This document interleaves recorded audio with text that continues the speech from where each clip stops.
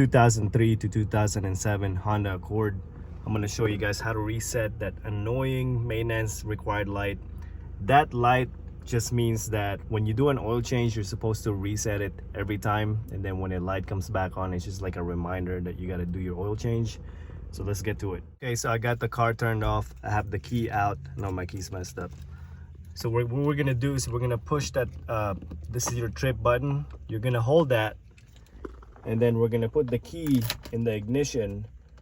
Then we're gonna turn it 1 and then 2 while you're holding that. So I'm gonna show you how to do it right now. So press and hold that.